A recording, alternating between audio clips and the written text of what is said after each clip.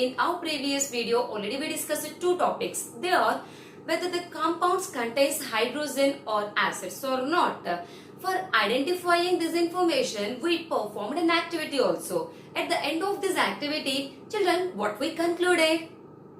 Yes, the compounds which contain hydrogen all are not acids. Generally, acids contains hydrogen, but the compounds which contains hydrogen all are not acids. Similarly, we did the same activity in case of bases also. But in bases, we know some information. All bases are not soluble in water, but the bases which are soluble in water, we call that bases as alkalis. The bases which are soluble in water, that bases only produces OH minus ions, means they only dissociate into ions in aqueous solution.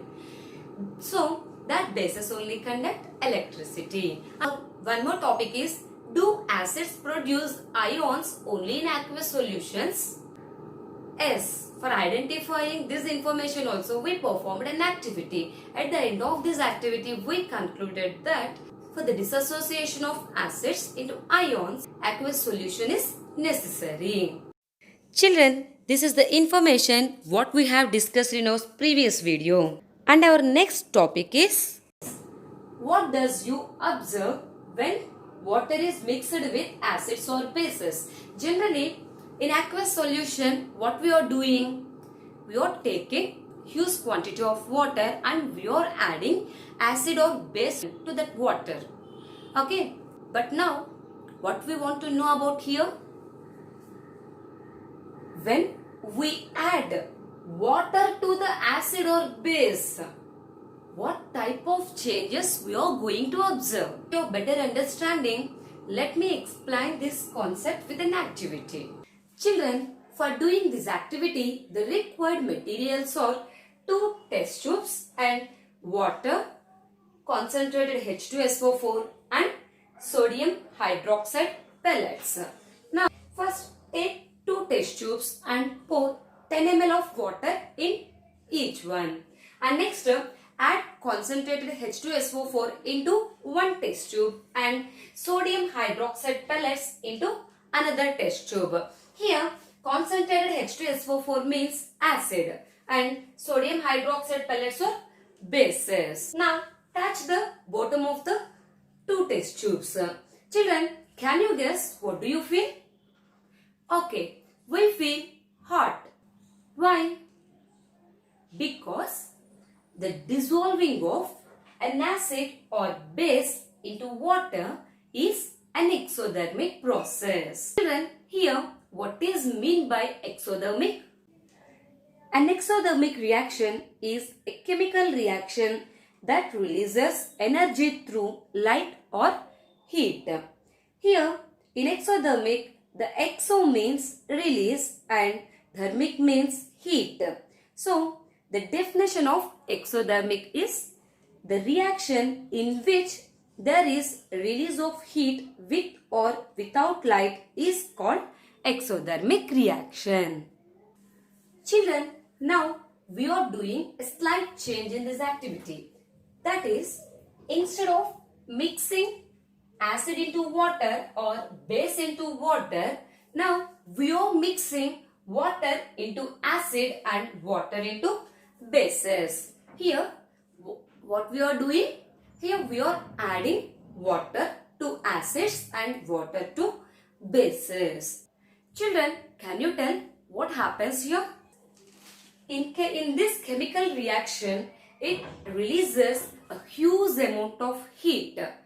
So, it may cause to splash out the beaker and causes burns. Here, the test tubes also may break due to the excessive local heat. Children, by this activity, finally, what we understood? Always add acids or bases to water and don't add water to acids or bases. Okay? And next, children, look this picture. This is a warning sign. It displayed on containers containing concentrated acids and bases. Okay children, I hope you understood this concept very well. Children, our next activity is strength of acids or bases. Children, look this picture. Have you remembered anything? Yes, you have seen this type of arrangement in activity 7 also. But here we need 2. Okay. So, in first beaker, take dilute hydrochloric acid solution, and in second beaker, take dilute acetic acid solution. The formula for acetic acid is CH3COOH. Children, now switch on the circuit and observe the changes. Children, can you tell what changes will you observe? Yes, here we will observe in 2 cases, means in 2 beakers the bulb will glow. Why? Why? Because of here the solutions what we have taken both are acidic solutions. In beaker A we have taken hydrochloric acid, in beaker B we have taken acetic acid. Already we know the property of acids. Acids releases or produces H plus ions in aqueous solution. So here also the HCl releases H plus ions, and in this case also the acetic acid in beaker B also the acetic acid produces H plus ions. So due to this reason in 2 beakers the bulb will glow. But here we will observe one more thing also, that is in beaker A the bulb will glow with high intensity, and in beaker B the bulb will glow with low intensity. Why? Why? Because of hydrochloric acid produces more H plus ions in aqueous solution, but acetic acid produces less H plus ions in aqueous solution. Already we know H plus ions does not exist as bare ions.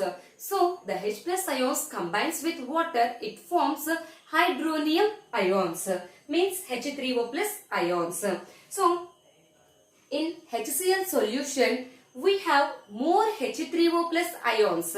In acetic acid solution we have less H3O plus ions. So due to more number of H3O plus ions, the bulb glowing with more intensity, and due to less H3O plus ions, the bulb going with low intensity. And by this activity, what we understood here, HCl, the strength of the HCl is more than strength of the acetic acid.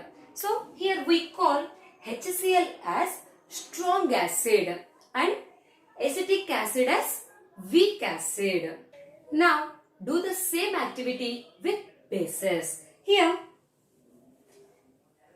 instead of this HCl, take NaOH solution, and instead of CH3COOH you will add ammonium hydroxide.